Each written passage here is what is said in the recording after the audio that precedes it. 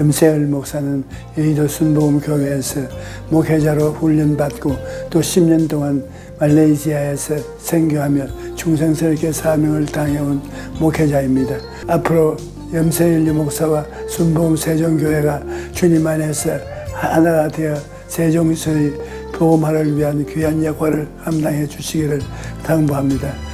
어제 저녁 이후로 사랑의 교회에서 저희 앞으로 인터넷 메시지가 많이 들어왔어요. 근데 그 인터넷 메시지 중 하나가 우리 오카는 목사님이 조영기 목사님을 청한다 그래서 굉장히 마음에 근심을 했다는 겁니다. 순복음교회 스타일하고 우리 교회 스타일이 다른데 조 목사님이 와서 그냥 강단에서 춤을 추고 뛰고 그렇게 하면 이 일을 어떻게 감당하나 굉장히 걱정을 했는데 첫날 예배를 드리고 난 다음 안심을 했다.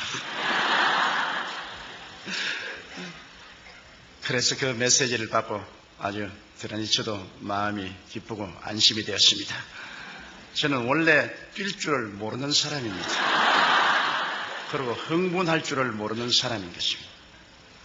저는 조용하고 차분하기를 원하는 사람인데 왜 하나님이 저를 장로교 목사로 만들고 순복음교회 목사를 만드는지는 알 수가 없습니다. 사실은 저희 신앙 교리도 우리 순복음교회하고는 맞지가 않습니다. 나는 하나님의 절대 주권을 믿는 사람으로서 갈방주의의 예정론을 강하게 믿는 사람입니다.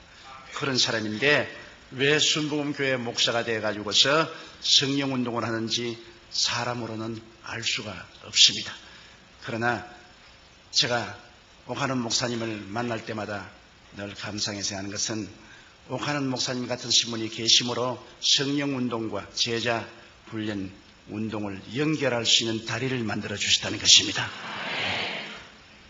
그래서 이 성령운동과 제자 훈련이 함께 손을 잡으면 한국 교회를 만세반세 위에 세우고 세계 교회를 살릴 수 있는 큰 저력이 생겨난다고 나는 확실히 믿습니다. 이를 위해서 여러분께서 꾸준히 기도를 해 주시기를 바랍니다. 오늘 저는 성령님에 관해서 말씀을 나누고자 합니다. 구약 4000년 동안은 삼위일체 하나님 중에 성부 아버지가 정면에 나와서 일을 하셨지요. 그러나 하나님께서 구약에 약 300번 이상으로 아들 예수님을 보내주겠다고 예언하시는데 그 예언대로 2000년 전에 예수님이 삼위일체 하나님 중에 정면에 나오셔서 아들의 시대가 왔었습니다. 그러나 33년 만에 예수님께서 십자가에 죽었다가 부활하시고 일을 마치시고 승천하실 때 주님은 바톤을 삼위일체 하나님 중에 제3위인 성령께 맡기고 가셨습니다.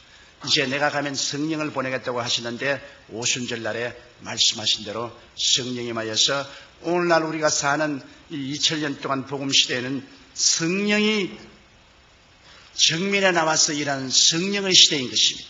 성령께서 오늘날 우리 가운데 임하여 계셔서 우리와 함께 계시고 일하시고 계시고 아버지도 성령님을 통해서 아들도 성령님을 통해서 일하시는 것입니다. 그러므로 성령으로 말미암지 않고는 그리스도를 주라고 할 수가 없습니다. 성령으로 말미암지 않고는 야훼 하나님을 아버지로 부를 수도 없습니다. 성령의 감동이 와야 믿게 돼요. 여러분 오늘 예수 그리스도를 믿었다는 것은 한 사람 한 사람이 모두 다 성령님의 감동을 받았기 때문에 예수를 믿게 된 것입니다. 제가 수레문에 목회할 때 하루 비가 오고 날이 바짝해였는데 이 우비를 입고 머리에 비를 잔뜩 맞은 30대의 아주 세련된 여인 한 사람이 제게 신앙 상담을 왔습니다. 그분은 우리 교인도 아니에요. 그런데 우리 교회에 와서 갑자기 신앙 상담을 요구해서 그래서 신앙 상담을 하는데 누군가 보니 그때 한국은행 총재 딸이었어요. 그리고 그 남편은 우리 한국이 나온 세계적인 암 전문 의학 박사였어요. 상복원 박사라고. 그런데 그 상 박사님이 일본 동경대학교 이과대학에서 박사학위를 받고 그리고 UCLA에서 또다시 공부를 하고 뉴욕의 마운트 사이나이 유대인 병원의 의사로 있다가 이기붕씨 주치의로 초청을 받아서 왔는데 술을 너무 좋아해서 술을 많이 먹다가 중풍이 걸렸어요. 뇌수술을 하고 한쪽이 마비가 되니까 부인에 대한 이체증이 생겼습니다. 부인이 굉장한 미인이에요. 그러니까 부인이 아무라 자기가 이렇게 이제 반신불수가 되고 하니까 다른 남자하고 사귀게 싶어서 부인을 무시무시하게 감시하는데 뭐 부인을 살 수 없게 해요. 매일찌에까지 생선회 칼을 가지고 목에 대놓고 오늘 너 누구 만났냐고 이렇게 하니 이 사람이 무식한 사람도 아니고 세계적인 암학자고 의학 박사가 그렇게 하니 기가 막히죠. 그래서 자기는 어떻게 해야 살 수 있느냐고 아주 완전히 노이로제에 걸리게 되었다고. 친구가 여의도 순복음교회 가서 한번 목사님과 상담해보라고 해서 왔다 그래요. 그래서 제가 당신 예수 믿는 도리밖에 없다. 하나님이 당신의 마음속에 위로와 평안을 주시기 때문에 예수를 믿고 하나님께 의지하고 하나님의 능력에 의지해서 그 남편을 감화 감동시켜라. 당신이 먼저 예수 믿고 남편을 교회로 데리고 오라고. 그랬더니만 그 다음 주일날 남편을 교회로 데리고 왔는데 남편이 아닌 게 아니라 이렇게 쩔뚝쩔뚝하면서 잘생겼어요. 대구 사람인데 아주 강한 경상도 액센트를 쓰는 사나이입니다. 그런데 예배를 피라고 난 다음에 내 사무실인데 그거 부인하고 쩔뚝쩔뚝하고 들어왔어요. 조목사. 네, 왜 그러세요?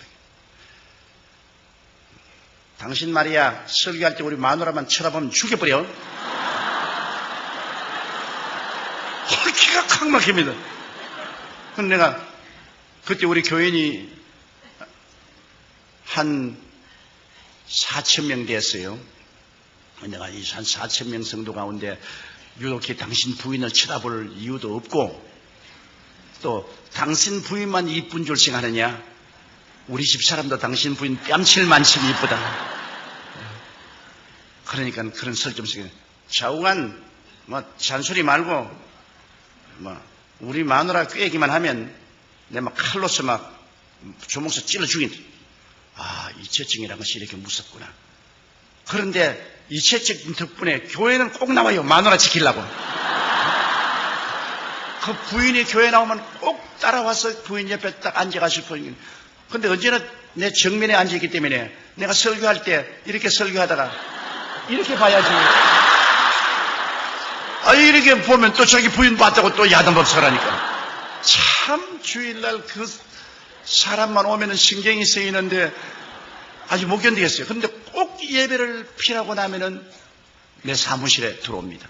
안 들어오면 좋겠는데 꼭 들어와가지고서 하는 말이 자, 내가 멀리서 보니 당신 이마도 번질번질하고 바보같이 안 보이는데 왜 그 완전히 바보 같은 소리 하느냐. 생화학적으로 생각해봐라. 어떻게 처녀가 잉태하여 아들을 낳으며 어떻게 죽은 사람이 무덤에 들어갔다 사흘 만에 다시 부활하느냐. 피가 다 썩었는데 어떻게 부활하냐. 당신 멀리서 보면 상당히 총명도 있어 보이고 이마도 까지고 눈도 빛이 번쩍번쩍 나면서 하는데 그런 바보 같은 소리를 하는 거 보고 내가 너무나 불쌍하다. 어디 직장이 없으면 내가 직장 하나 구해줄까. 왜 그런 거짓말하고서 밥을 먹냐. 그러니 이 사람 무식한 사람도 아니고 세계적인 우리 한국이 난 암학자인데 그래서 내가 당신 참 상박사 불쌍한 사람이요. 당신 고작 그거밖에 모르. 그러니까 자기는 참 불쌍하다. 보기에는 똑똑하게 보이는데 말하는 거 보면 영 바보 같은 말을 한다. 야, 나하고 그렇게 거리가 먼 줄 몰랐어요. 신령한 세계는 전혀 모르니까 내가 하는 말하고 그가 하는 말은 완전히 다른 세계예요. 그래서 나는 관심을 안 기울입니다. 내버려 놓고서 1년 동안 그 사람이 늘 나오면서 늘 저희 설교를 비평을 합니다. 바보 같은 말이라든지 사리에 맞지 않다, 비과학적이다, 지식이 없는 무식한 소리다. 그러다 귀뚱으로 들었는데 크리스마스 날 제가 설교를 하는데 앉아서 손수건을 내서 자꾸 눈물을 닦아요. 그래서 그 사람이 언제 우느냐. 부인하고 싸우면 웁니다. 그래서 내서 크리스마스 아침부터 싸웠구나. 우는 거 보니까 그 자꾸 눈물을 닦더니만 그저 예배를 피하고 난 다음 내 사무실에 또 왔어요. 그래서 장 박사 왜 크리스마스 날 아침부터 부인하고 싸웠느냐. 또 울게 하니까 안 싸웠어. 그럼 왜 울어요? 나 말이야 당신에게 와서 바보 같은 소리 1년 동안 듣다가 스키스프레니아 정신분열증이 걸렸어. 오늘 아침에 당신이 무슨 동정녀가 뭐 아기를 낳고 말이야 뭐 그가 하나님 아들이고 뭐 그런 소리 하는데 내 머리로서는 전부 바보 같은 소리 같은데 내 마음이 뜨끈해지더니만 당신 말이 다 믿어지지 않냐. 그러니 이것이 정신분열증의 증거라고. 마음이 뜨거워져서 머리는 안 믿는데 마음은 믿어지는 것은 정신분열증이에요. 그러므로 당신에게 와서 1년 동안 설교 듣고 바보 같은 말 듣다가 내가 정신분열증 걸렸는데 책임져 고쳐. 나보고 고쳐줘. 그래서 잘 걸렸다. 당신 그 정신분열증은 천당 가는 정신분열증이다. 그게 걸려야 천당을 간다. 내가 그 고칠 약을 줄게. 그 무슨 약이냐? 구약과 신약이 있다. 당신이 이제 이 성경을 가지고 와서 구약과 신약을 읽는데 구약은 좀 어려우니까 마태복음 신약부터 읽어라. 이거를 한 번 다 읽고 나오면 내가 기도를 해서 당신 그 병을 고쳐줄게. 또 훌륭한 학자는 단순합니다. 성경을 가지고 가서 그때부터 성경을 읽는데 미친같이 신약을 읽고 구약을 읽고 완전히 거듭나버리는 겁니다. 뭐 완전히 새 사람이 됐어요. 아직까지도 머릿속에는 많은 퀘션이 있는데 그 마음은 성령으로 말미암아 진리가 계시되어서 변화돼서 그때 내가 너무나 뚜렷이 깨달은 것은 성령의 역사는 머리를 통해서 들어가는 게 아니라 마음을 통해서 들어가는구나. 지식적으로 변화를 받는 게 아니라 마음에 중생하니까 마음이 달라지고 그 좋은 머리를 가지고 마음이 세속에 쓰였을 때는 자꾸 그리스도를 반대하더니만 그 다음에 마음이 달라지니까 또 그 좋은 머리를 가지고서 동정녀 탄생을 할 수 있다고 또 증명을 하기 시작하는 겁니다. 그가 하는 말이 amphibious animal이라고 해서 양서류 동물인 물에도 살고 무태도 사는 뱀이나 개구리 같은 것은 알을 수컷이 없이도 바늘로 찔러주는지 전기 자극만 주면은 그대로 부화가 되어서 나와요. 수컷이 없어도. 그래서 하는 말이 양서류 동물은 우리가 생물학적으로 보아도 수컷이 없어도 전기 쇼크를 주면은 부화가 되어서 새끼가 나오는데 하물며 동정녀 마리에게 성령의 쇼크가 왔는데 뭐 아들 낳는 거는 식은 죽 먹겠지 뭐. 옛날에 그렇게 그 좋은 머리로 가지고 반대하던 사람이 이제 마음이 변하니까 또 그 좋은 머리로 예수님이 동정녀 탄생하는 것은 과학적으로 증명할 수 있는 문제고 당연한 문제라고. 그러고 열렬히 그리스도를 전도하더라고요. 하루는 아주 막 화를 이렇게 내서 왔어요. 의사협회에 가서 있는데 자기가 예수를 전도하니까 당신 같은 말이야 학식 있는 사람이 그래요. 그 무식한 소리하고 예수를 믿냐고. 그래가 싸움을 막 대단히 하고 왔어요. 이놈의 새끼들 다 때려 죽여버리려고 내가. 지가 뭐 안다고 말이야. 동정녀 탄생이 없다 그러고 말이지. 죽은 자가 원돼서 부활이 없다고 고함을 치는데 내 이놈의 새끼들 막 죽여버리려고 내가 말했거든. 사람을 살려야지 죽이면 어떻게 하냐고. 근데 당신은 개구리 올챙이 씨를 모른다고 당신이 옛날에 그렇게 동정녀 탄생 반대하고 부활을 반대하더니만 이제 당신 당하지 않느냐. 당신 나에게 핍박한 것만큼 당신도 당해봐야 한다.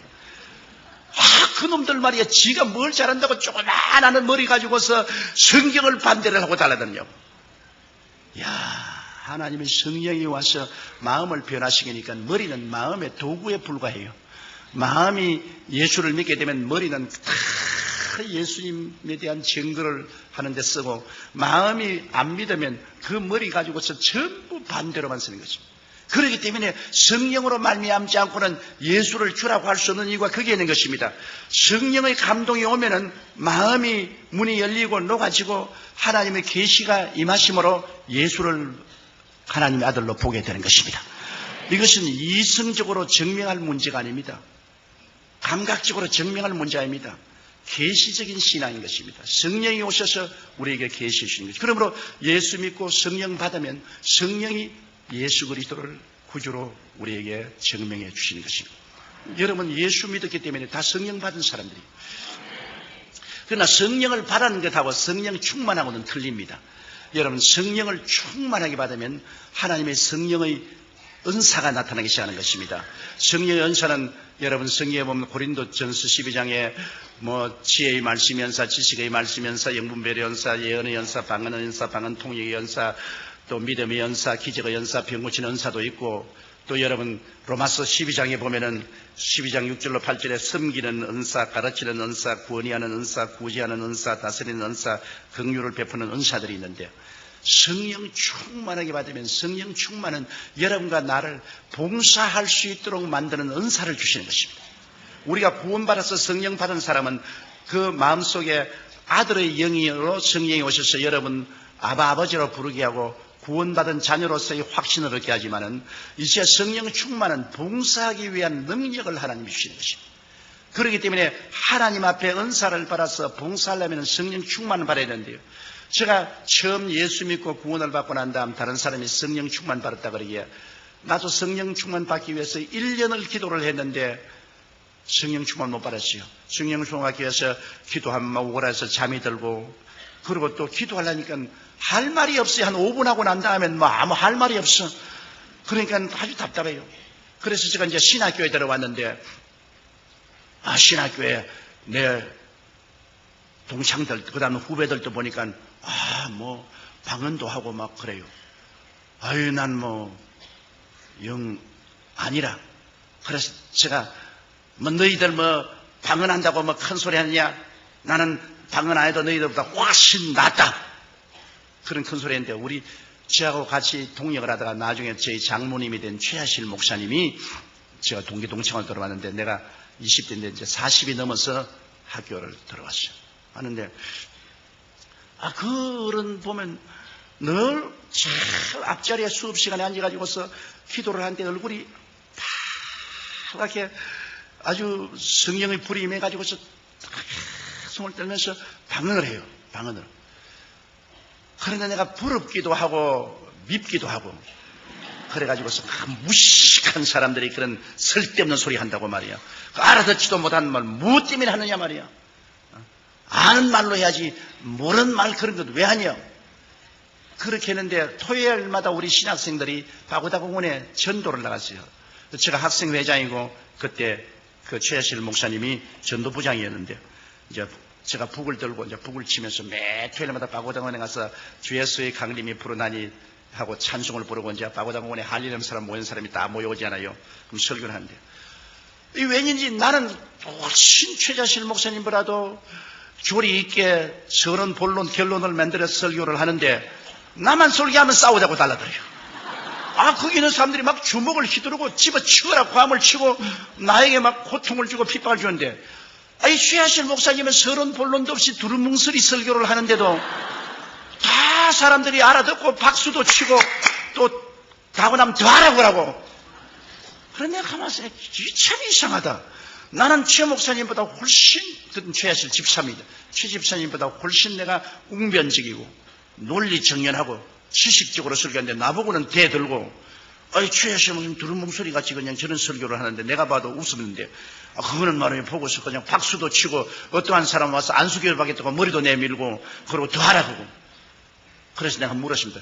그렇게 두루뭉술이하고 설교해도 사람들이 좋아하고 말이에요. 머리도 내밀고 안수도 해달라고 하는데 그거 왜 그러소? 내가 설교 훨씬 잘하는데.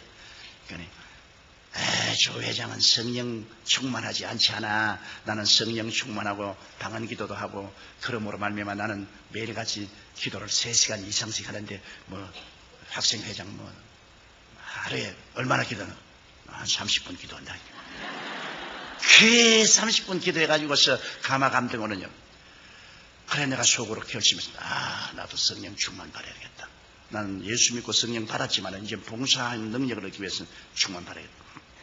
그래서 상가산에 이제 성령 충만 받아 기도하려고 내 친구와 같이 이마치 큰 솥방을 하나씩 사가지고서 배고플까 싶어가지고서 그걸 이제 들고서 그 상가산 위에 올라가서 그때는 바위에 그렇게 맑은 물이 흘러내렸습니다. 여름에 양말 벗어놓고 물에 발을 당겨놓고 그러다 찬송을 부르면서 자꾸 빵을 뜯어먹기 시작했는데 저녁 어두워지니까 빵 다 뜯어먹었어요. 그래 우리 둘이가 서시고 빵 다 먹었다. 내가 지금 배고프면 어떻게 하니? 내려가자. 그 산에서 내려와 버려 말았어요. 그래 뭐 성령 그래가 어떻게 봤습니까? 그래 도저히 안 되겠어. 그 다음에는 토요일날 결심하라고 빵을 안 가지고 이제는 마음속에 죽기 아니면 살기로 결심을 했습니다. 마음속에. 그런 결단이 있어야 돼요. 내가 성령 받지 않고는 내가 산에서 안 내려갔다고. 삼각산 제일 꼭대기에 올라갔습니다. 못 내려오려고요. 그 밤이 되니까 아이고, 여름, 이 짧은 반소매 입고 왔는데 얼마나 춥던지 여름인데도 모기는 자꾸 달라다지요. 뭐더니 절벽이니 내려올 수도 없는데 기도는 한 30분 하고 나니까는 미천 다 떨어지고 할 거는 없지요. 야, 죽겠대요. 시간은 안 가는데 기도는 할 것도 없고, 그리고 모기는 달라드는데 또 무슨 생각이냐면 그때는 삼각산에 가끔 범이 나타난다고 그랬습니다. 야, 이 또 밤에 또 범이 나타나면 난 죽지 않겠나.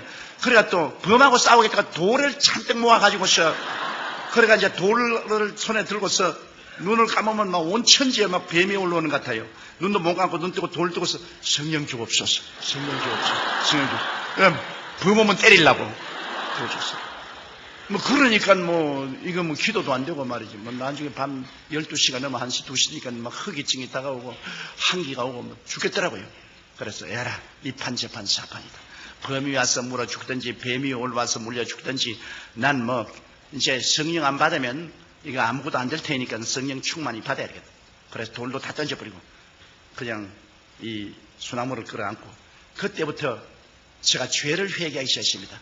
일정 시대에 그때는 살기 어려우기 때문에 학교 갔다 오다가 나무 외밭에 들어가서 왜 훔쳐먹은 그절까지 다 회개했다고요.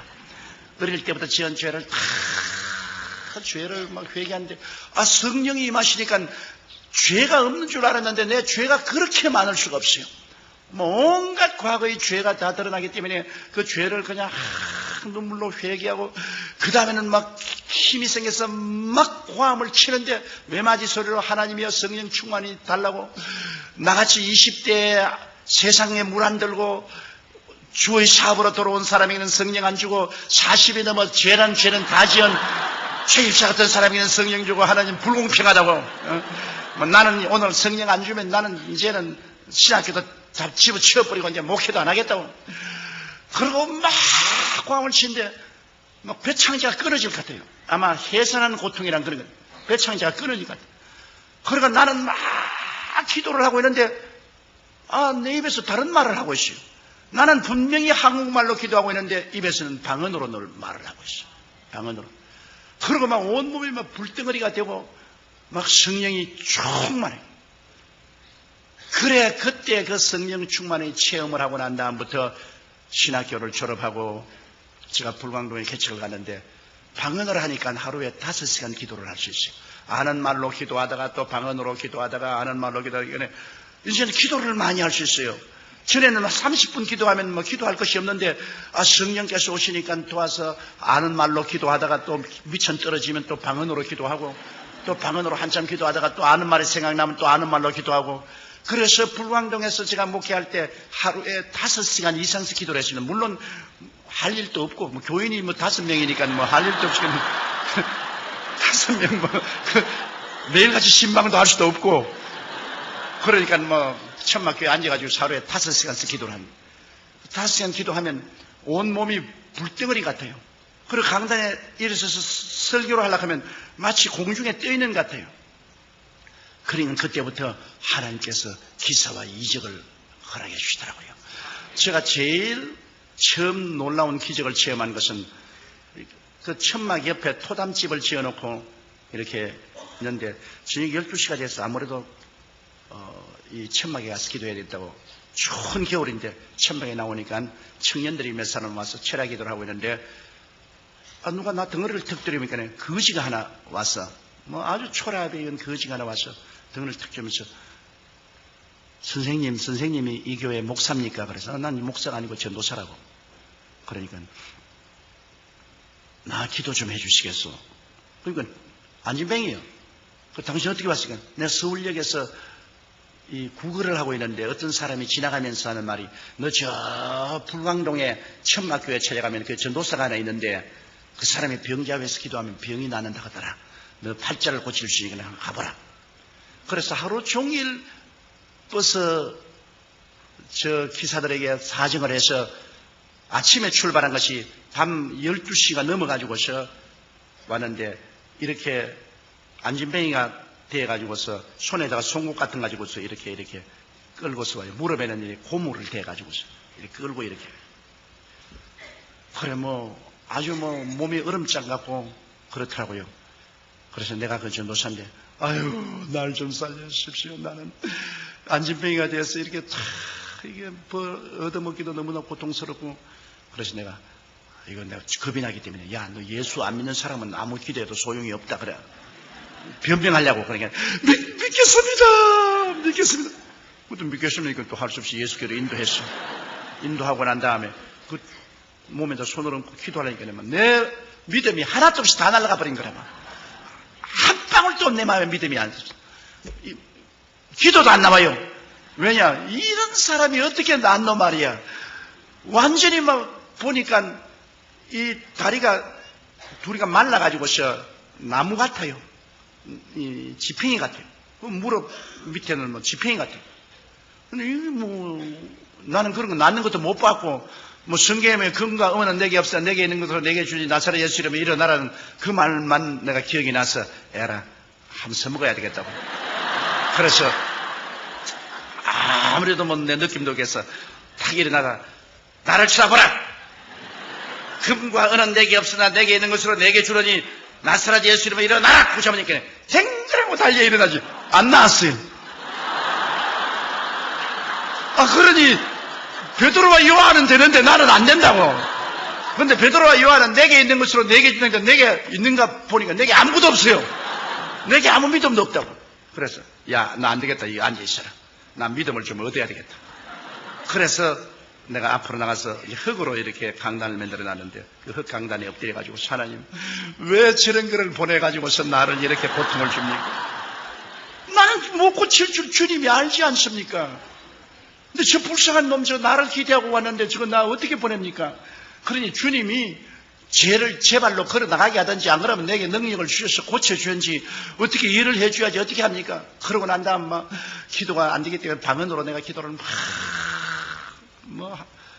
몇 시간을 했는지 모르겠어요. 그냥 눈물을 흘리고 그냥 부르짖고 기도하는데 갑자기 마음속에 하늘 문이 열리더니 믿음이 뭉게구름같이 오는데 나중에는 내가 어떤 느낌이냐면 내 손가락으로 지구를 이렇게 밀면은 지구가 밀려갈 것 같아요.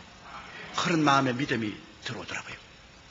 그래서 이제 또 거기 갔죠. 그래서 청년들 보고 이렇게 잡아요. 그러고 난 다음에 무릎을 잡고서 아무리 하나님 고쳐달라고 기도해도 안 될 것 같아요. 그래서 에라까지건 산수 갑산에 갈지라도 이렇게 해봐야 되겠다. 내가 무릎 위에 올라섰어요. 올라서 예수 이름으로 나라고 확 꿀려버리니까 뼈가 쭉쭉 크더니만 와이고 목사가 사람 잡는다.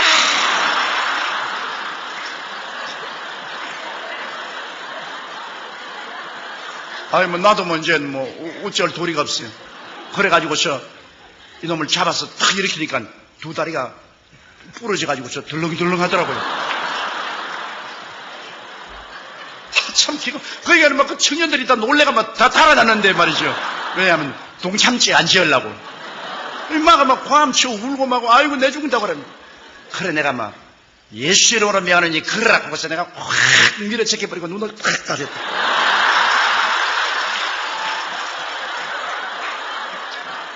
지금은 제가 웃지 그때는 웃을 창편히 못했어. 그러니 또 청년들이 과음을 치고 박수를 치고 야단이요. 그래 눈을 떠보니까 임마가 천막 주위를 뛰는데 나와가지고서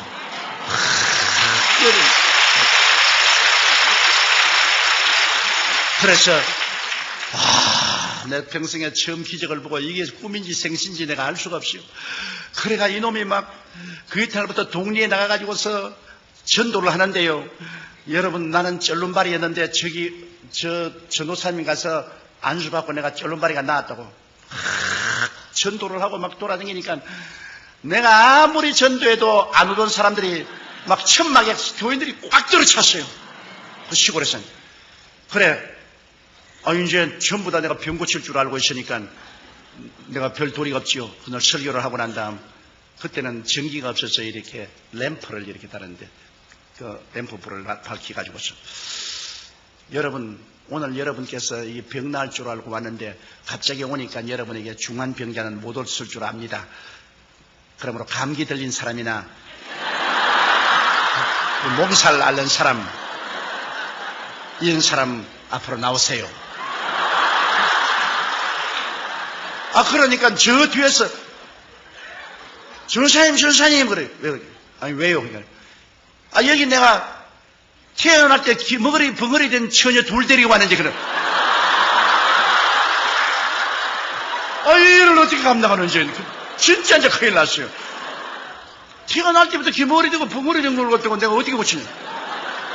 자 그래도 못한다 할 수는 없고 에라 막 이것도 또 이판 저판이다 그래 막 아랫도리가 팍 떨리는데 속으로 데려와. 근데 하나는 키가 크고 삐쩍 마른 처녀하고 하나는 키가 적고 통통한 둘이 되는데 둘이 또 왜 왔는지 모르고 두리번 하고 있어요. 그럼 내가 어디서 데리고 왔니까 절름발이가 나왔다고 그러고 또 오늘 집회있다고 그러게 내가 가서 이 귀머거리 벙어리들이 모여 사는 곳에 가서 둘이를 데리고 왔다 그래요. 내가 막 쥐어받고 오십니다. 오늘 막 개꾸 머리 아픈 사람이나 강의 들린 사람만 왔으면 그거 무시한데 그건 나은지 안 나은지 모르잖아요. 그러니까 만수만 해주면 오케이 되는데 이거는 정말 귀머거리 벙어리고 이거는 어찌할 도리가 없잖아요. 그럼 모든 사람들이 기대를 하고 쳐다보는데 이제 안 할 수도 없고 그러니까 내가 주님 내 위치를 한번 바꿔놓고 생각해 봐 주십시오. 주님이 내 자리에 섰더라면 어떻게 했습니까? 주님 내가 지금 죽을 징해입니다. 이제 이랬다가 이게 안 나는 날이면 천막 걷어치우고 이제 거짓말쟁이가 돼서 이제 쫓겨나가야 될 치인데 주님께서 어쩐지 살려주시고 나는 어떻게 기도할지를 모르니까 주님이여 계시를 좀 주십시오. 계시를. 그래도 계시고 아무것도 안 보여요. 그냥 주님께서 계시 줄 줄 알고 눈을 딱 감는데 그냥 개똥벌레만 왔다 갔다 하죠. 아무 계시도 안 보여요. 사람이 답답하면 자기가 마음대로 생각합니다. 내 생각에 귀신 들려 귀머거리 되고 벙어리 되는데 귀신이 들리는데 빼빼한 애에게는 빼빼한 귀신이 들어가 있을 것이고 뚱뚱한 애에게는 뚱뚱한 귀신이 들어가 있겠다. 빼빼한 귀신 쫓아내는 게 뚱뚱한 귀신 쫓아내는 것보다 쉽겠다 생각했어. 그래서 너 빼빼한 거 너 나오라. 뚱뚱한 너는 여기 있으니까.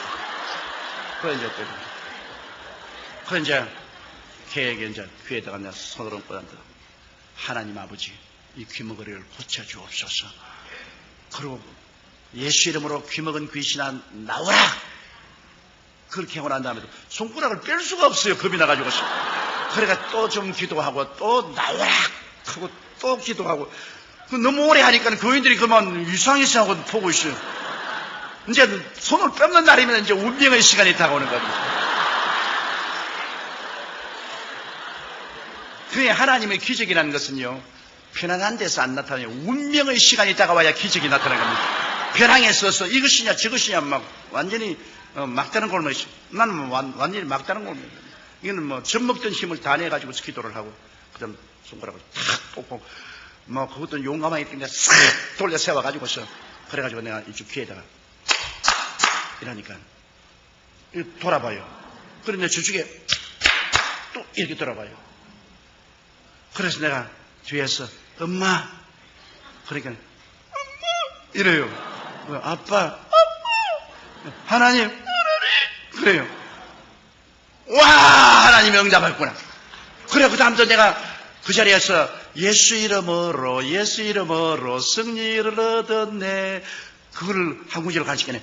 예수 이름으로 따라 하더라고요. 그래 내가 그래서 얘 정말로 귀머거리 벙어리 이야기는 지금 아무것도 못 들었다고. 벼락이 쳐도 모르는데. 그러면 얘가 그 다음 들리니까 막 뛰고 막 손바닥을 치고 막 그 뚱뚱한 애를 안고 막 너도 와서 받으라고 막 이러는데 이제 하나 나왔으니까 두 번째 할 필요가 없어. 이제 그거 하다가 안 되면 안 되니까 내가 막 교인들에게 보라고 하나님 살아계신다고 이 자리에 아픈 사람 다 나오라고. 그러니까 아픈 사람이 막 다 나오잖아요. 그러니까 막 내가 머리를 막 너도 나가라 아직도 너도 나가라.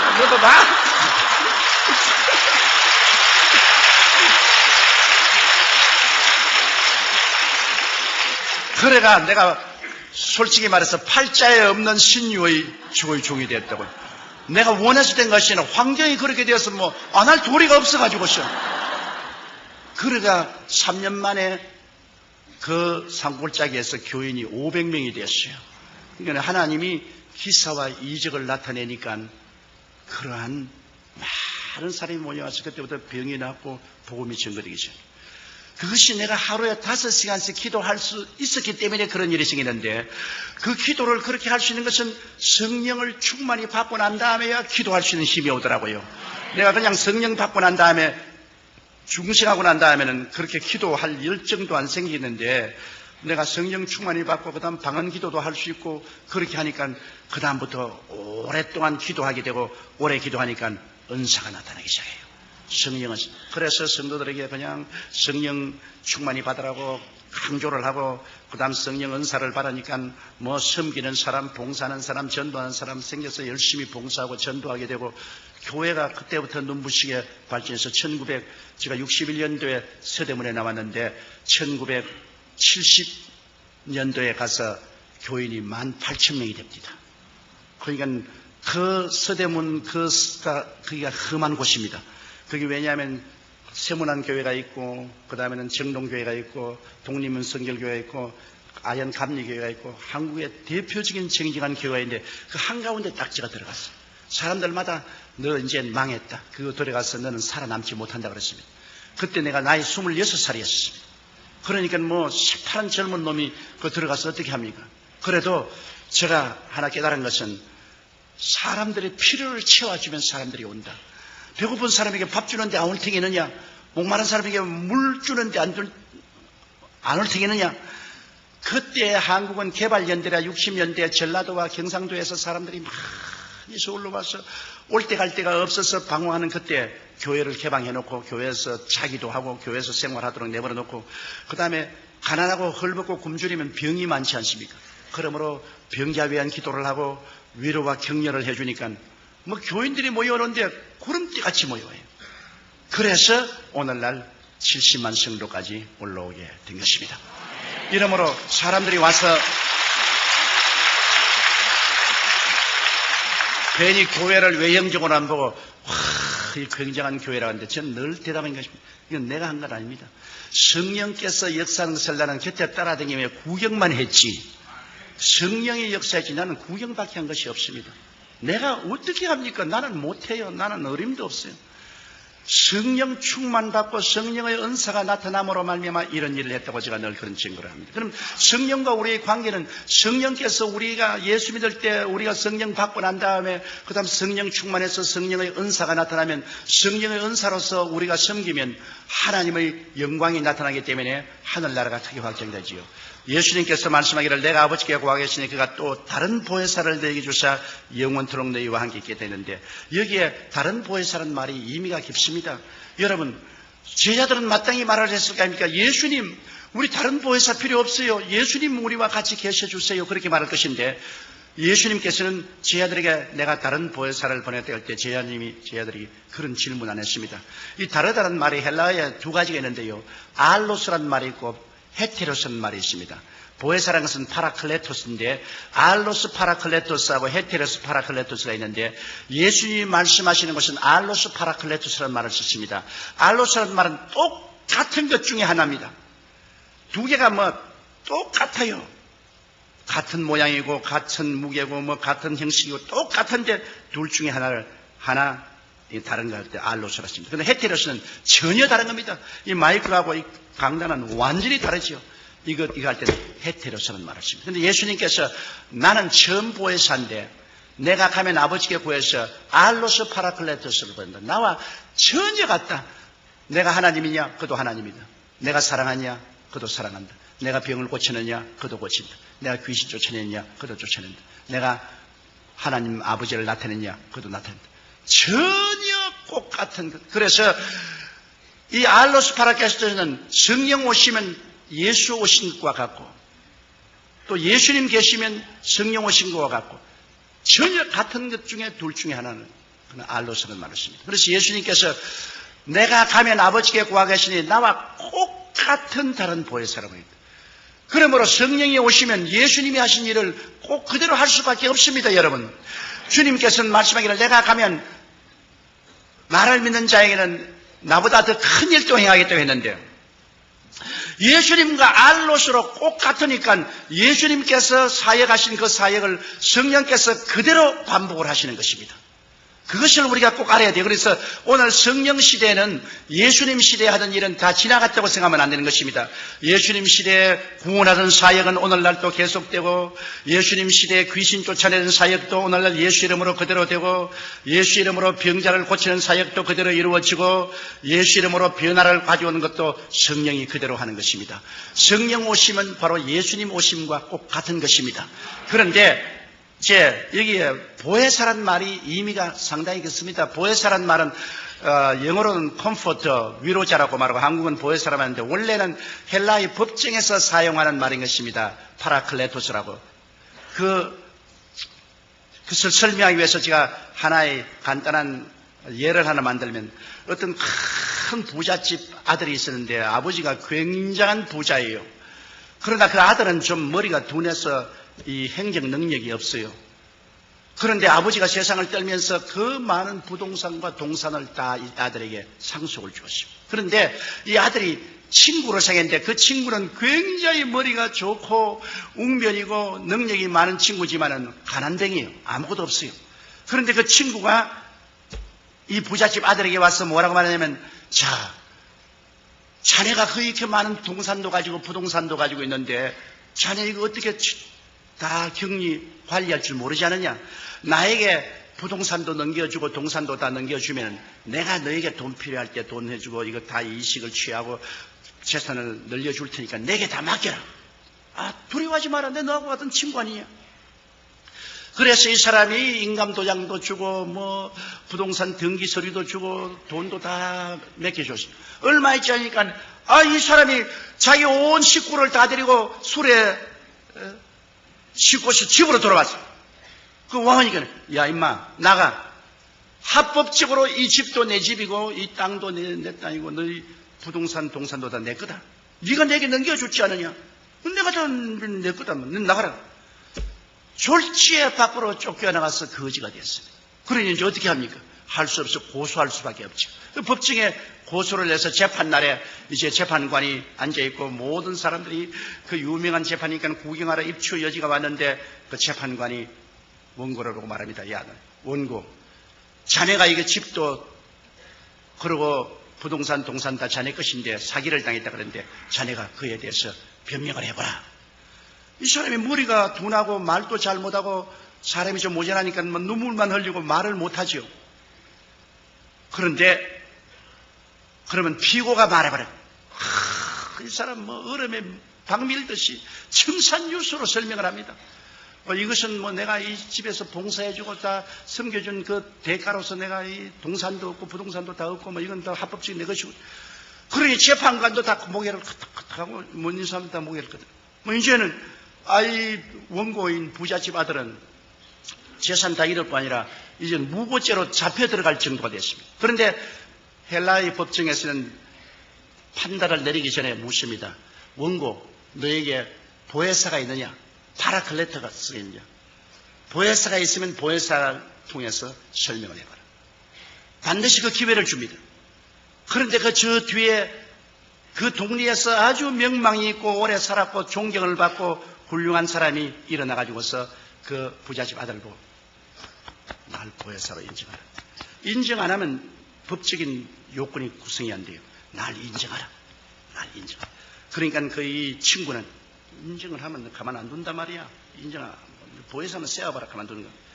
그 이마가 벌벌 떨고 울고 있다가 재판관님, 저 어른을 내 보혜사로 인정합니다. 그럼 법적으로 성립돼. 그 사람이 군중들 앞에 가서 옆에 딱 붙어서 끼고, 야, 울지 마라. 내가 문제를 다 얘기를 해주마. 울지 마라. 나를 의지하라. 이 사람은 막 그냥 그 보혜사에게 막 의지합니다. 그러니까 보혜사가 일어나가지고 재판은 각하.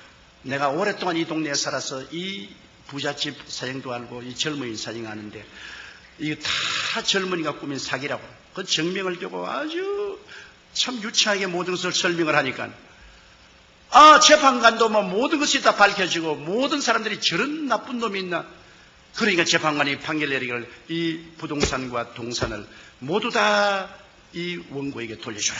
그리고 이 사기꾼은 당장 체포해서 감옥에 넣어라.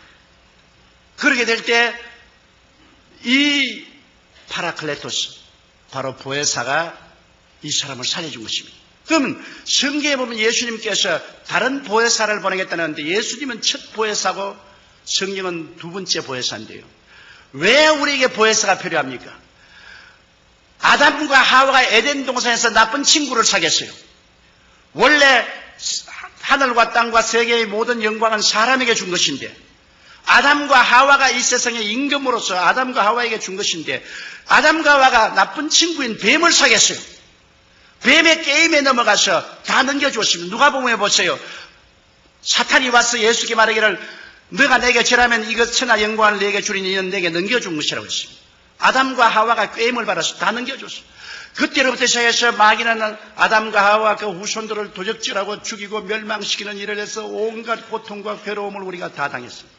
누가 우리를 건져냅니까? 우리는 이제 완전히 이 마귀에게 포로가 되어가지고서 옴짝을 못해요. 그래서 우리를 구원하기 위해서 오신 보혜사가 예수님이신 것입니다. 예수님이 우리를 도우기 위해서 오셔서 하나님 앞에서 우리의 모든 죄를 대신 다 짊어지고 십자가에 못 박여서 죄를 다 하나님 앞에서 청산했죠. 하나님이 예수 그리스도를 통해서 우리 죄를 용서하는데 보세요. 우리가 인정해야 보혜사가 됩니다. 오늘 예수님이 온 인류를 위해서 십자가에 못 박여 몸치고 피 흘렸지만은 믿는 자만이 구원을 받을 수 있지 믿지 않으면 효과가 없습니다. 예수님을 나의 구주로 인정하면 그때로부터 예수님의 십자가의 보혈의 공로가 다 내 것이 되는 것입니다.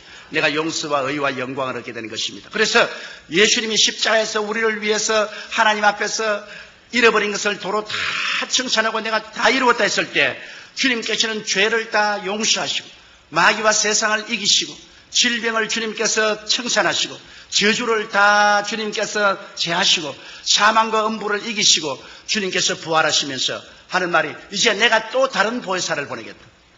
나와 똑같은 그러나 너를 돕기 위한 보혜사를 보내겠다. 그가 오면은 이제 너를 도와주어서 너를 내가 십자가에 못 박여 피 흘려서 값주고 산 것을 내가 소유하게 만들어주겠다. 그래서 예수님이 가시고 난 다음에 오순절 날에 다른 보혜사 성령이 임하시게 된 것입니다. 그러므로 이 성령께서 이제 임하셔서 성령께서는 우리 주 예수 그리스도의 이룩하신 모든 것을 우리가 취할 수 있도록 하는 것입니다. 사람들은 생각하기를 다른 보혜사 같으면 예수님 그대로 계시지 또 예수님 똑같은 닮은 다른 보혜사를 보낼 리가 어디 있냐 했는데 예수님은 몸을 가지고 오시기 때문에 동시에 온 세계에 있을 수가 없어요. 예수님은 한 곳에 팔레스타인에 밖에 있을 수가 없어요. 그러나 성령이 오시면 성령은 하기오 푸니우마토스라고 거룩한 바람같이 바람은 어느 곳에나 있지 않아요. 바람처럼 모든 곳에 계시기 때문에 예수님은 한 곳에밖에 없지만 성령은 온 천하에 같이 있습니다. 또 예수님은 모든 사람이 소유할 수 없어요. 예수님 주위에는 큰 군중이 있고 그 다음에는 70인의 제자, 그 다음에 12제자, 그 다음에 베드로와 야고보와 요한 세자. 예수님의 가슴에 머리를 기댄 사람은 요한밖에 없어요. 그러나 이제 성령이 오시면은 모든 사람이 다 성령으로 충만할 수가 있는 것입니다. 그러므로 모든 사람에게 보혜사가 있을 수가 있어요. 제가 불광동에서 목회할 때는 농부 부인이 내게 와서 이런 질문을 했습니다. 전사님 아무리 생각해도 전사님 말씀이 나는 실감이 안 갑니다. 왜냐하면 예수님은 한 분인데 어떻게 모든 사람 가슴 속에 다 왔다고 말합니까? 그 무성이 어머니랬는데 나는 우리 무성이 아빠하고 같이 사는데 우리 신랑은 하나뿐인데 우리 무성이 아빠가 모든 여자들의 신랑은 될 수 없지 않아요. 그런데 왜 예수님이 모든 사람의 신랑이 다 된다고 합니까? 예수님은 한 몸뿐인데. 그래서 내가 무성이 엄마 그거 잘 몰라요.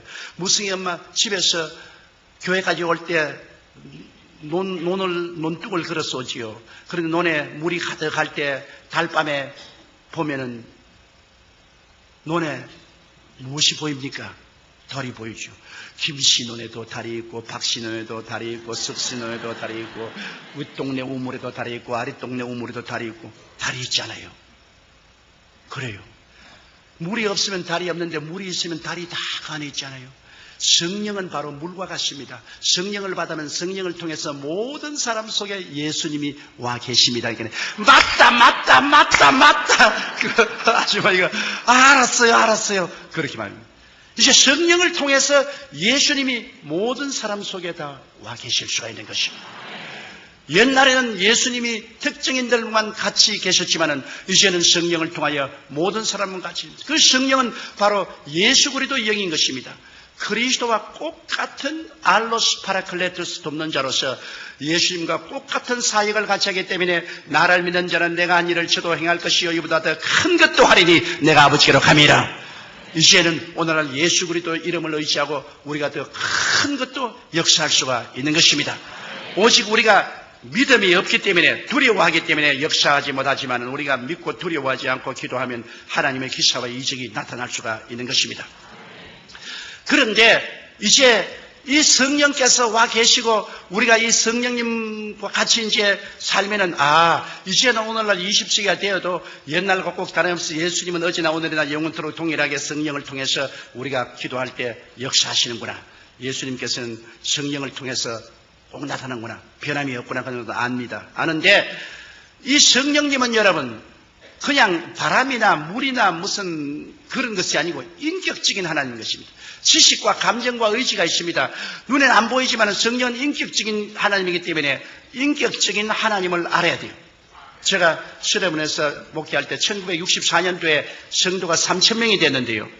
성도가 3,000명이 되고 난 다음부터는 아무리 해도 교회가 늘지를 않습니다.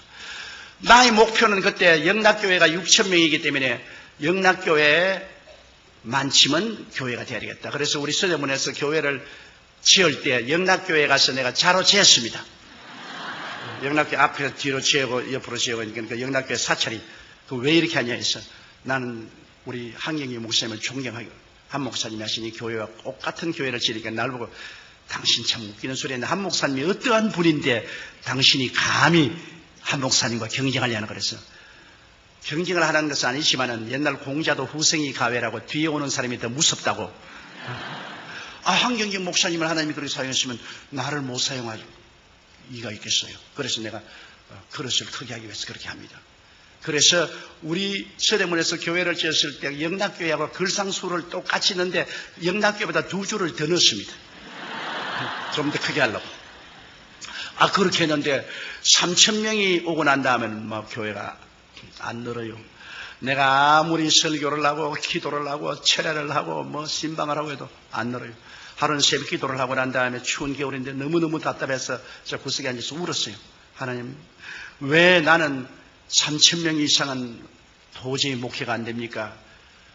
추운데 울다가 피곤했는지 막 깊은 잠속에 빠졌어요.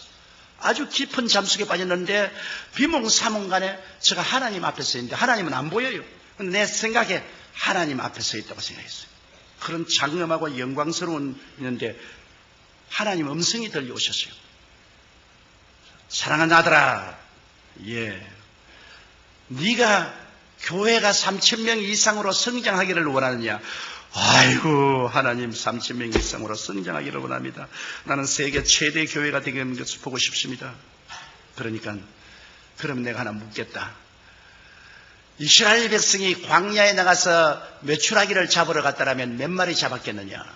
그래서 아이고, 하나님, 광야에는 메추라기도 없거니와 맨손 들고 메추라기 잡으러 다니면 메추라기가 어떻게 잡힙니까? 그러므로 사람들이 맨손 들고 나갔으면 메추라기 못 잡았을 겁니다. 그래? 그러면 내가 바람을 보내니까 메추라기를 얼마 잡았냐? 메추라기가 진에 그냥 티끌같이 떨어졌습니다. 네가 지금 하는 일이 뭐냐? 맨손 들고 메추라기 잡으러 나온 이스라엘 백성 같지 않느냐?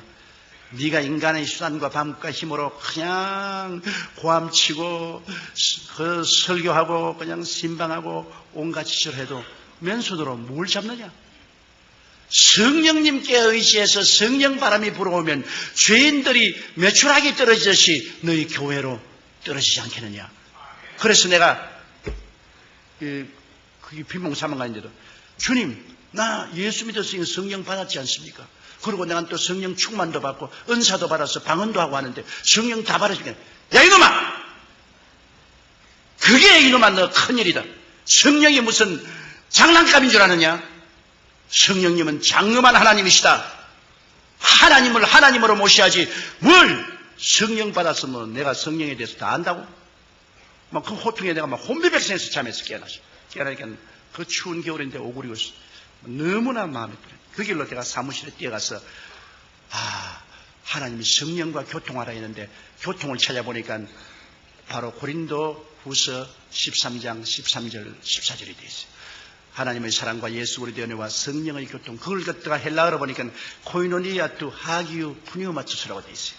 거룩한 성령과 코이노니아라. 그리고 코이노니아를 또 사진을 찾아보니까 첫째가 펠로십, 교제고, 둘째가 파트너십, 동업이고, 셋째가 완네스, 일체고, 넷째가 트랜스포테이션, 이 운송이고, 그런 의미가 있어요. 그래서 내가 그걸 가지고서 주님께 물어볼 거라 기도를 하겠습니다. 주님 있어요. 나는 여태까지 성령님을 그냥 내가 이용할 수 있는 힘으로 생각했습니다.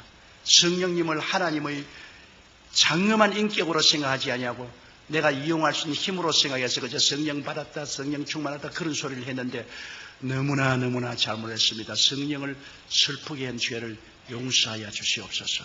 그러고 난 다음에 제가 하나님이여, 성령이 인격적인 하나님이면 그러면 이제는 성령 시대에 성령님이 나를 돕는 하나님으로서 나와 같이 계시기 때문에 나의 가정교사와 같지 않습니까? 이러므로 제가 성령님을 인격적으로 모시겠습니다. 그날 물어볼 거리가 성령님을 인정합니다. 환영합니다. 모시드립니다. 오늘부터 의지합니다. 그러고 난 다음에 아침에 일어나면 제가 성령님 오늘 참 좋은 날입니다. 오늘 성령님과 저와 더불어 예수 그리스도의 은혜와 아버지의 사랑을 힘껏 전하게 해주시옵소서.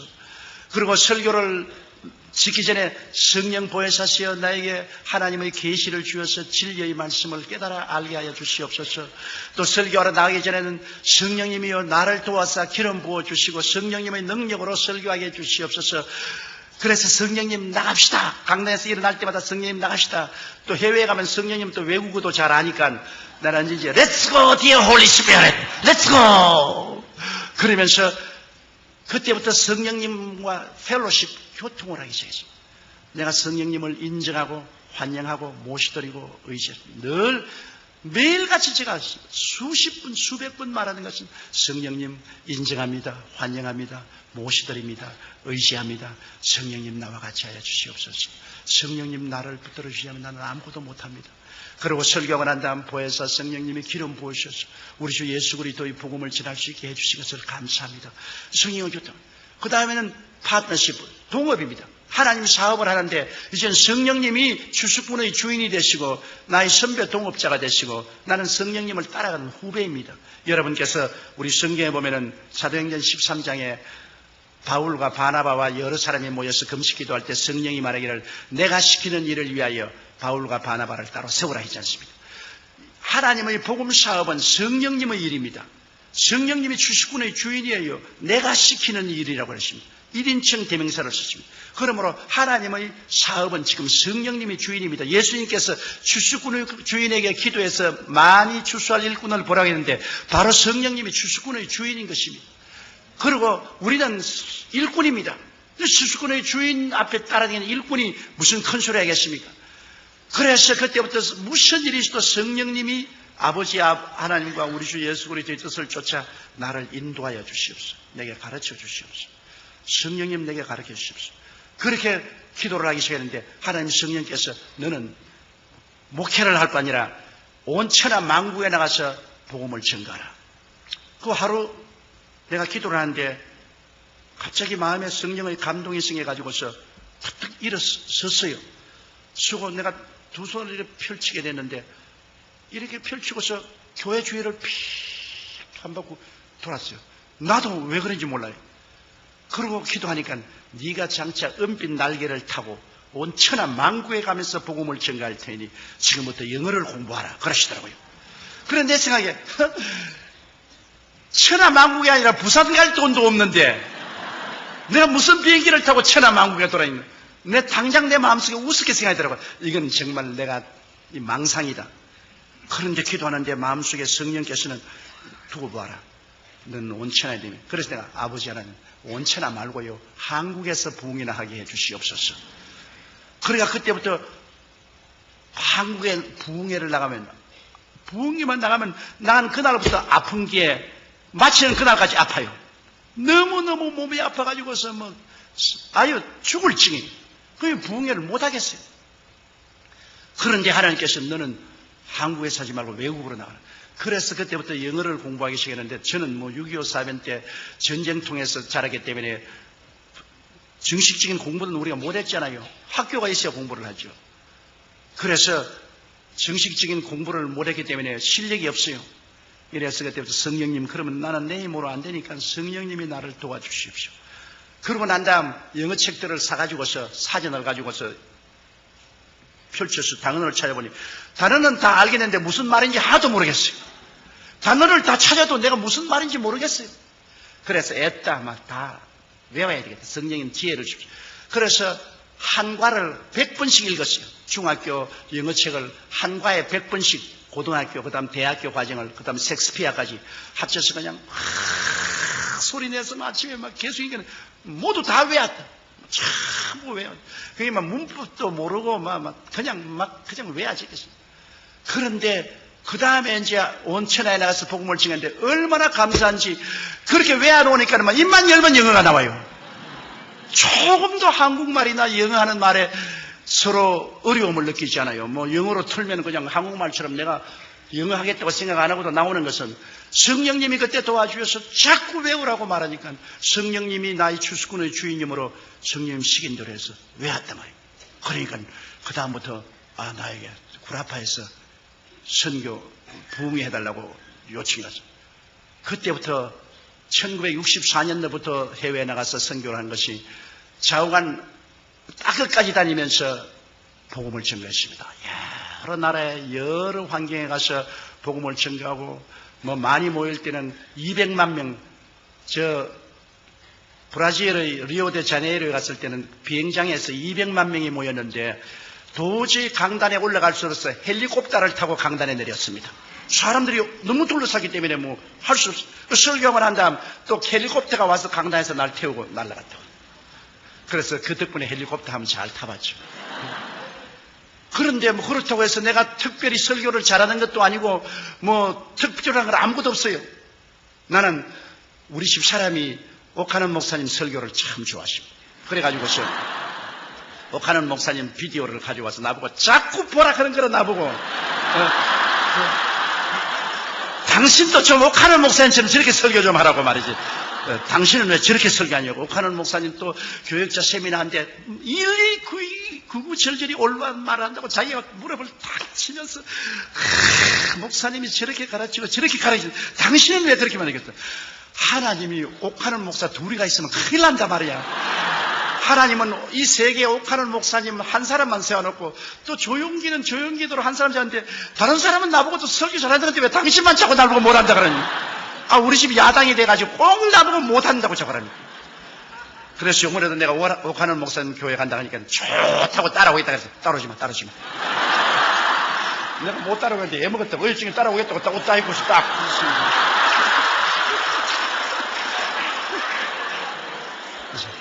아이, 따라오지 마라. 당신 따라오면 안 된다고.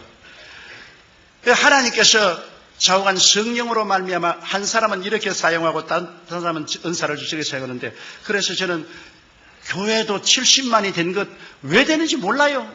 사람들은 말하기를 날 보고 대교회주의 한다고 욕을 하고 말했는데 내가 대교회주의 한다고 교인이 오나요? 어떻게 하다 보니까 되었어요. 내가 옛날에 영락교회 한경희 목사님에게 좀 배우려고 비서실에 연락하고 아무래도 한경희 목사님 만날 수가 없어요. 그러다가 어떤 공공장소에서 한경희 목사님을 만나가지고 너무나 반가워서 한 목사님 어떻게 하면은 나도 한 목사님처럼 큰 교회 목회를 할 수 있습니까? 그러니까 날 보고 가만히 그저 장로교식으로 하다 보니까 교회가 커졌죠. 그래서 내가 얼마나 원망스러워요.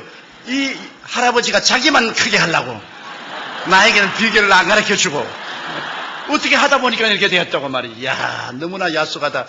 이 세계적인 주의 중에 어떻게 이렇게 욕심이 많고 젊은 사람을 안 키워주나. 그렇게 내가 원망을 했다. 근데 요 사이 사람들이 다 와서 나오니 어떻게 해서 70만 성을 하니까 하다 보니까 그렇게 되었다. 비결을 몰라요. 비결 없어요. 하다 보니까 그렇게 됐어요. 모든 것은 하나님이 당신의 뜻대로 하신 것입니다. 사람이 해서는 게 오직 성령님과 펠로십 교제하고 성령님이 나의 주수꾼의 주인이 되고 나의 그 시니어 파트너가 되어서 선배 동업자가 되어서 그저 자꾸 자꾸 기도하고 성령님 시키는 대로, 성령님이 시키는 대로 따라하면 성령님이 역사해 주시는 것입니다. 그러고 난 다음 성령님과 언제나 하나된 삶을 살아야 돼요. 성경에는 보면은 예수 그리스도와 합친 사람은 한 영이라고 말했는데 성령과 하나됨을 힘차게 지키려고 애를 쓰고 성령님께 의지하여 성령님이 야곱이 꿈에 볼 때 천사가 하늘에 땅에 오르락내리하듯이 성령님이 말할 수 있는 단식으로 우리를 위해서 기도해 주어서 하나님께 상달되게 하고 또 하나님의 응답을 또 우리에게 임하게 해 주시고 하잖아요. 제가 이 성령님이 말할 수 있는 단식으로 기도하는 그 개설을 많이 보았는데 우리 교회 셀리드 한 사람이 종로 계신데 남편이 경찰서, 종로 경찰서 경찰관이었다고요. 그런데 집을 비워놓고 이 구역에 인도하러 가다가 종로 내거리에서 갑자기 막 기도가 하고 싶은데 막 견딜 수가 없어. 그거는 뭐 어디에 뭐 뛰어들어갈 수도 교회도 없으니까 그만 그 종로 내거리 그 길거리 쪼그리게 앉아가지고 기도하는데 뭘 기도할지 모르니까 방언으로 성령을 이렇게 의지해서 방언으로 막 말할 수 있는 단식으로 막 기도하니까 누가 흔들어 깨우거든요. 보니까 경찰관에서 이 무슨 미친 여자가 이 길거리에 와서 이렇게 교통걸 뭐 사람들이 구경한다고 하고 사람이 잔뜩 둘러섰습니다. 그래, 아니 나 미친 여자가 아니고 내가 갑자기 기도하고 싶어서 이 길거리가 교회인 줄 알아요? 그래서 아유 미안합니다. 그러고 난 다음 구역 예배를 인도하고 집에 가니까 어렵소.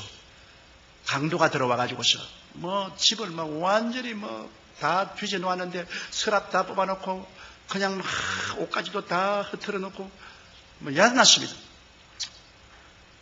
아유 이제 큰일 났다. 우리 남편이 예수를 안 믿는데 여기에 돈도 좀 있고 기금숙도 있는데 다 잃어버리면 이제 오늘부터 내가 얻어맞고 이제 뭐 절단 났다고 엉엉 울면서 뛰어가니까 서랍을 열어놨는데 거기에 돈도 눈에 보이고 기금숙도 눈에 보이는데 눈에 보이는 돈과 기금속을 안 가져가고 쓸데없는 옷까지만 몇 개 가지고 가버렸어요.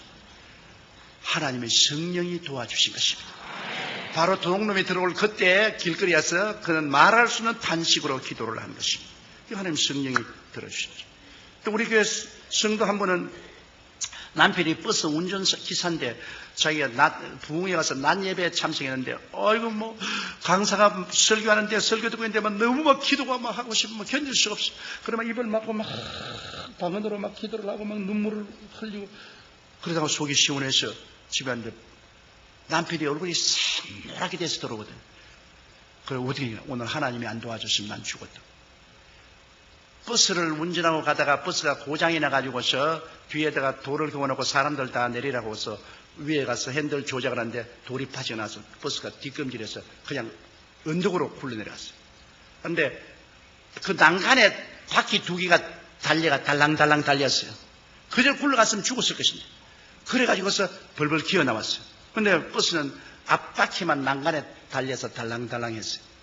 그래 이 자동차가 와가지고서 레이카가 와서 토해냈는데 그 하는 말이 이것은 하나님이 나를 돌봐주지 않았으면 우리가 오늘 다 죽을 뻔하겠다.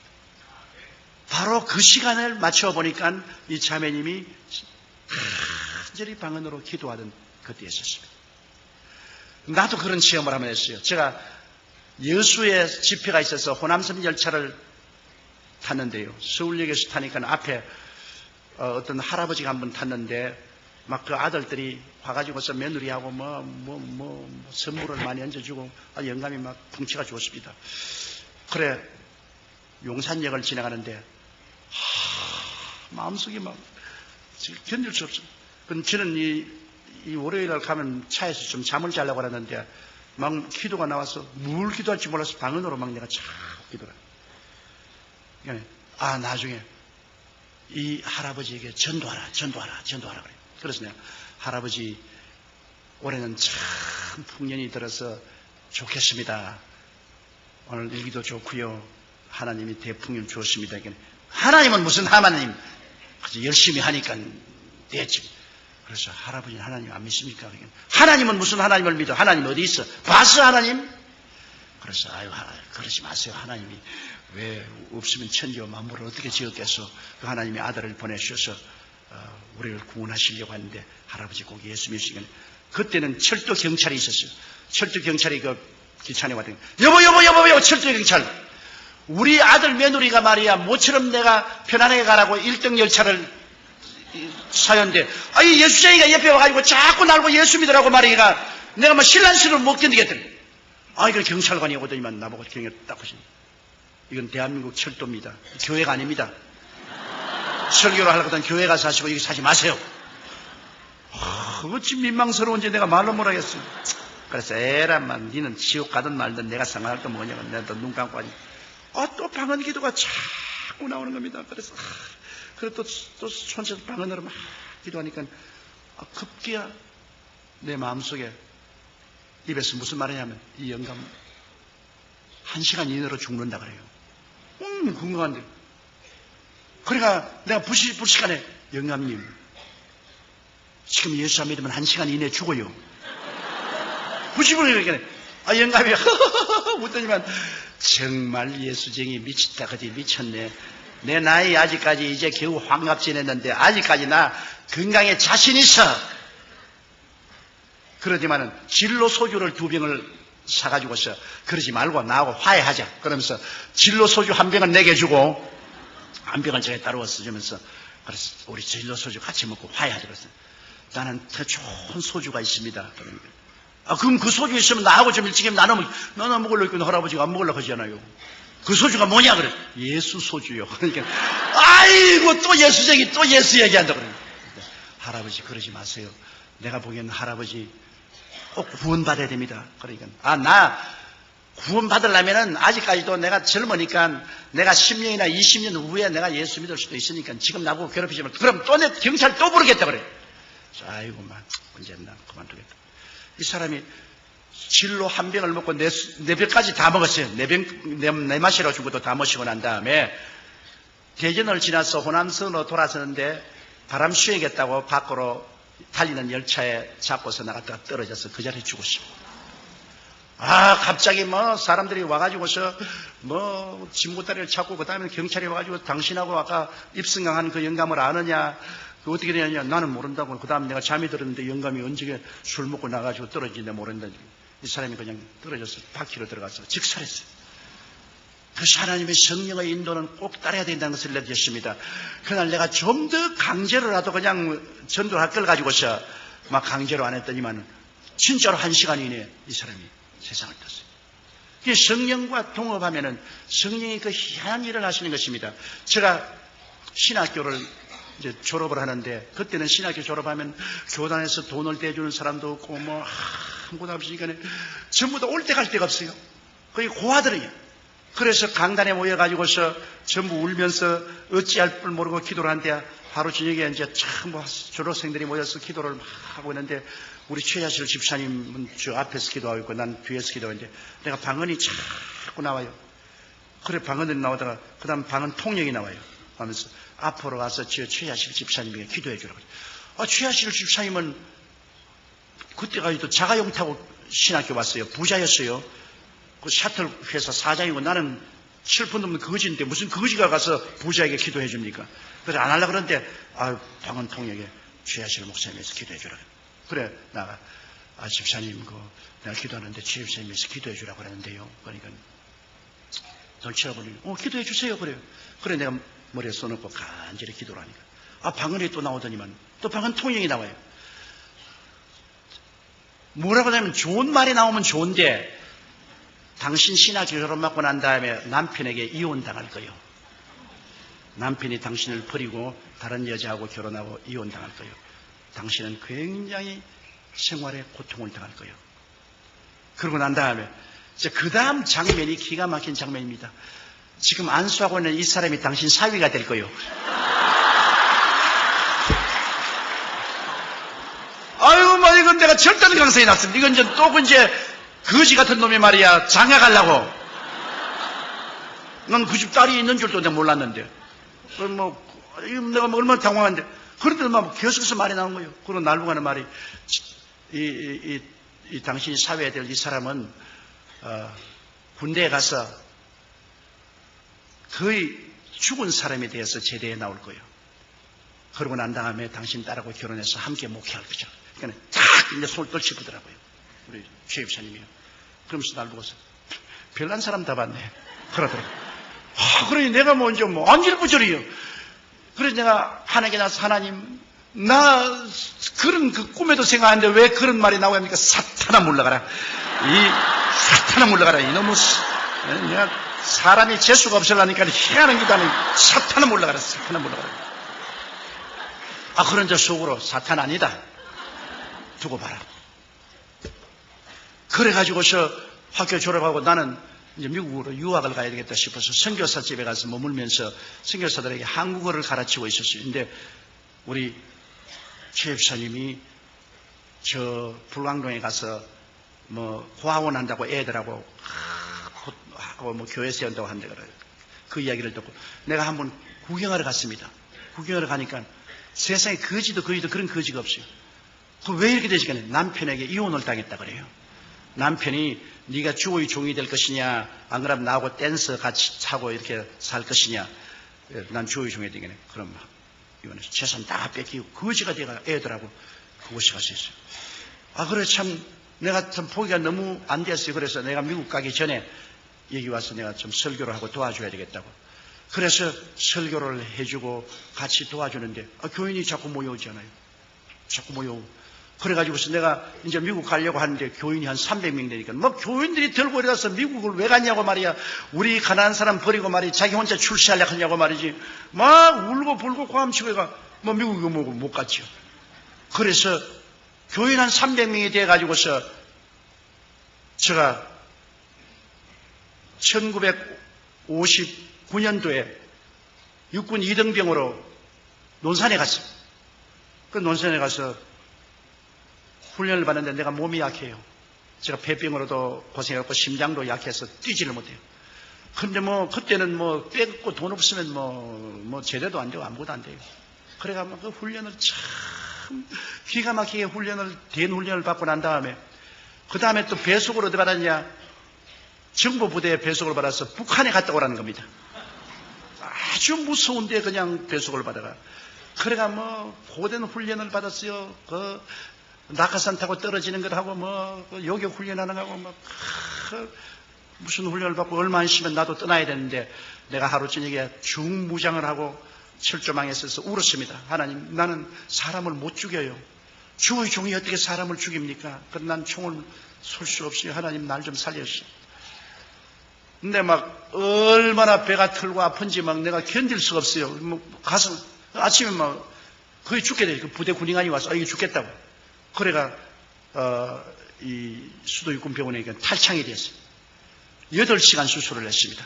8시간 수술을 해서 겨우 살았는데 설상가상으로 또 폐렴이 걸려가지고서 그 다음에는 이제는 이 사람 죽었다고. 그래서 부대에서 다 전역해주고. 그래서 제가 거기에서 저 대전 63병원에 가서 그곳에서 수련을 하고 거기서 제대를 하고 입영 제대를 하고 나왔어요. 나와가지고서 창자를 많이 잘라내기 때문에 제일 처음에 나왔으면 이래 서 있으면 이렇게 돼요. 그래 걸어 먹을 때 이러거든요. 그래서 내가 제대하고 나와가 하나님, 나는 이제 10,000가지 병심이다. 폐병에다가 심장 나쁘던 데가 창자까지 잘라가지고서 이제 난 완전 만신창인데 이거 안 되겠습니다. 기도를 하고 기도하니까 뻣뻣하게 서져요. 그래가지고서 이 창자를 자르고 난 다음에 어떤 일이 있냐. 하루에 화장실을 한 10번 가야 돼요. 그것도 얼마나 괴로운지 모르겠어요. 그래서 그것도 기도를 많이 하고 했는데, 또 설상가상으로 신장결핵이 걸렸네요. 신장결핵이 걸리니까 이제는 영제 죽겠어요. 그는 15분마다 한 번씩 화장실에 뛰어가야 됩니다. 이건 설교를 할 수가 없어요. 강대에 서 있으면 오줌통이 터지는 겁니다. 그러니까 이제 할 수 없어요. 우리 최하실 목사님이 도와주어서 삿발을 차요. 이제 오늘 목사님이 내 도로 다 이야기 다 합니다. 다른 데서 내 이야기 안 하는데 왜 하는지 모르겠어요. 그 삿발을 차요. 15분마다 한 번씩 오줌을 누니까. 그 삿발을 차고서 그냥 설교하면서 오줌을 넣어버리는 거예요. 그냥. 그럼 어떤 데는 보면 막 이 신속에 오줌이 가득해요, 그냥. 그게 우리 교인들은 모르지요. 교인들이 알리면 큰일 나지요. 그러니까 그래가지고 와서 내 사무실 들어와서 또 삿바 갈아치우고 6번씩 설교를 하는데 그렇게 하면서 설교를 했어요. 이게 뭐 죽기 아니면 살기. 그래서 한 번은 제가 헝가리의 부다페스트에 가서 설교를 하는데 또 그날 외국인 앞에서 이제 또 제가 이 삿바를 많이 가지고 댕겨요. 근데 삿바를 또 하려고 하니까 하나님 성령께서 야 임마야 얼마나 믿음이 없게 임마 삿바를 하고 돌아다니나 이런 애도 아닌데 하나님 그럼 왜 안 고쳐주십니까? 네가 결사적으로 기도를 해야지. 그렇게 결사적으로 기도 안 하고 희미하게 기도하면 어떻게 하냐? 그래 내가 그때는 막 결사적으로 하는 게 막 하나님 그러면 하나님이 난 돌이킬 수 없는 강입니다. 나는 막 이제 죽기 아니면 살기로 그냥 삽 안 하고 그냥 하나님이 안 고쳐주면 막 강남에서 그냥 노박 막 오줌 살 테니까 그냥 하나님 알아서 하이소 막 그렇게 했는데 밤에 꿈을 꾸는데 꿈에 하나님께서 앞에 오는데 하나님은 안 보여 있는데요. 하나님이 오셨다 그래요. 근데 이런 학고를 상자를 하나 가지고 왔어요. 그러지만 상자를 탁 열면 내가 너 기도를 들었다. 그래서 상자에서 뭐가 이렇게 나오니까 아주 이쁜 신장이 하나 나와요. 그러면 하나님이 허리띠를 끌러라 그래요. 그걸 허리띠니까는 바지를 내려라 그래요. 꿈에 바지를 내리니까 이거를 탁 그러면 내 속에 집어넣어 버리잖아요. 내 따르니까 내 비서들은 잘합니다. 내가 어느 곳에 가든지 비서 보고 제일 먼저 명령하는 것은 화장실이든지 찾으라 그럽니다. 그러면 내 비서들이 가서 어느 곳에 가든지 화장실부터 먼저 찾아요. 그러면 설교하기 전에 적어도 15분에 한 번씩 화장실에 뛰어가서 막 소변을 다 봐야 돼요. 그러고 난 다음에도 삿바하고 난 다음 이제 강당 올라가는데 그렇게 다 하고 난 다음 그 다음부터는 뭐 갔다 오는데 내가 이제 스웨덴에 집회를 가는데 내 같이 따라가는 그 산호세 김 변호사가 가자마자 그 본목사를 보고 Where's toilet? Where's toilet? 이제 묻지 마라 내가 해서 이제 묻지 마라. 끝장났다. 하나님이 새 것을 하나 갈아 넣어 주셨다. 이제는 필요 없다. 이제는 까딱 없어요 뭐. 그러고 난 다음부터. 그러니까 참 하나님이 그 희한한 역사를 베풀어 주시기도 하는데 그래도 아직까지 저는 안 나은 것이 있습니다. 나는 아직 심장이 약합니다. 근데 이거는 심장이 약한데 심장이 약하면은 이 어지럼증이 있고 고통이 있는데 이거는 아무리 기도해도 안 고쳐주는데 이것도 또 결사적으로 또 한 매달에 봐있는 보여야 되겠는데 이제 내 나이 67이라마 이제는 은퇴할 때도 되는데 근데 내버려 둘까 지금 생각하고 있습니다. 그러니까 하나님께서는 이렇게 모자라고 불비한 사람도 성령님의 능력으로 사용해 주시더라 그 말씀인 것입니다. 그런데 내가 이제 예언을 봐요. 내 나이가 30이 되었는데 이제 장가를 드려야 되겠어요. 그런데 이제 교인들도 이제 꽤 많아졌잖아요. 이제 내 나이 30이 되니까 우리 교인도 이제 10,000명이 넘고 그러니까는 아주 프로포스가 많이 들어와요. 결혼하자고 많이 들어오는데 우리 시아실 목사님이 더 오시더니만 지금 우리 집 사람이 이제 이화여대 대학을 졸업했는데 자네 내 딸하고 결혼할래 안 할래 그러더라고요. 그래 나는 그 옛날 예언이 기억이 나기 때문에 자기 발로 걸어 들어오는구나. 내가 안 하면 어떻게 하겠나. 안 하면 나는 자네하고 목회 안 해. 나는 따로 나가서 할 테니까 자네가 하면 내가 내 딸하고 결혼하면 내가 결사적으로 뒤를 밀어주겠고 안 하면 나도 딴전 빨리 치러야 되겠으니까 결정을 해야 되겠어. 그래 내가 꿈 기억합니까?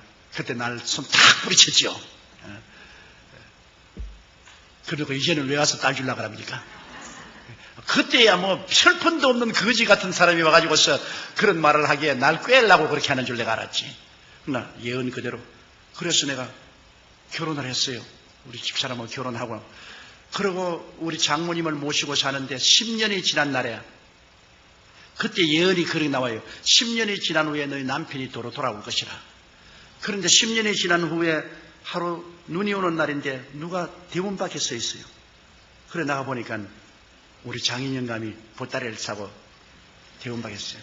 왜냐하면 댄스하고 결혼했다가 돈을 못 버니까 도망을 쳐버렸어요. 그러니까 이 걸레 같은 이 헌옷까지 사가지고 썼어요. 그래서 내가 우리 장모님 보고 저 아버님이 오셨으니까 모시니 난 눈에 흙이 들어가도 안 봐요.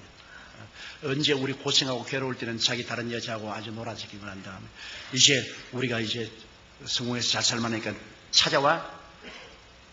여자들이 참 모집디다. 뭐 딱 결심하고 난 안 본다 그래. 그래서 내가 어머니 이거는 예언 아닙니까? 그때 기억합니까? 1958년 5월 전에 우리 신학교에서 기도할 때 그 기억합니까? 그때 이혼당할 것도 하나님 말씀하시고 내가 사위 될 것 말하고 아버님이 10년 동안 외도하다가 돌아올 것을 얘기하는데 이건 하나님 뜻이요. 받아들이시오. 그래 강제로 받아들여가지고서 그 영감님 신학교 보내가지고서 전도사 되어서 내 밑에서 전도사 목사 일하다가 천당 갔어요. 그리고 우리 장모님도 천당 가고. 성령께서 우리와 같이 계시면 필요하면 성령님이 꿈도 주시고 환상 주시고 방언도 통역도 주시는 것을 저는 체험을 했었습니다. 그래서 예수 그리스도의 살아계신 증거가 말로만 진행이 아니라 실제 생활에서 뚜렷이 나타나게 하나님의 성령께서 역사하는 것을 보았습니다. 이러므로 성령은 다른 보혜사로서 예수님과 똑같은 다른 보혜사로서 오늘 우리와 같이 계시면서 우리와 교제하고 우리의 선배 동업자가 되시고 주수꾼의 주인이 되시고 우리와 함께 계시고 또 우리를 위해서 말할 수 없는 탄식으로 기도를 해주시고 그를 통해서 우리는 마귀를 이기고 그리스도의 복음을 온 천하 만국에 전가할 수가 있게 되는 것입니다. 이러므로 예수 그리스도는 어제나 오늘이나 영원토록 동일하시며 그리스도는 여러분 죽은 것이 아니라 살아계신 하나님이신 것입니다. 만일 예수님이 죽으신 하나님이면 저는 17살에 벌써 죽었습니다. 절대로 살 가능성이 없는 사람입니다. 그리고 예수님이 살아계시 하시면 그 연약한 몸으로 제가 오늘날 이 기나긴 44년 동안 목회를 할 도리가 절대로 없는 것입니다. 예수님이 살아계시고 그는 우리의 하나님이 되시고 우리의 구주가 되시고 이제 장차 오실 하나님이 되시는 것이기 때문에 예수님은 우리는 소망이 넘친 것입니다. 우리가 죽음이 다가와도 겁날 수 없는 것은 주께서 우리 위해서 영원히 있을 곳을 예비해 놓았기 때문인 것입니다. 이를 증가하기 위해서 성령이 와서 우리를 도와주시는 것입니다. 그러므로 성도 여러분, 여러분은 고아와 같이 버림받지 않았습니다. 하나님이 돕는 보혜사를 보내셔서 항상 여러분과 같이 계신 것입니다. 여러분 곁에 계시고 여러분 안에 계신 것입니다. 이 성령님을 항상 인정하고 환영하고 모시드리고 의지하십시오.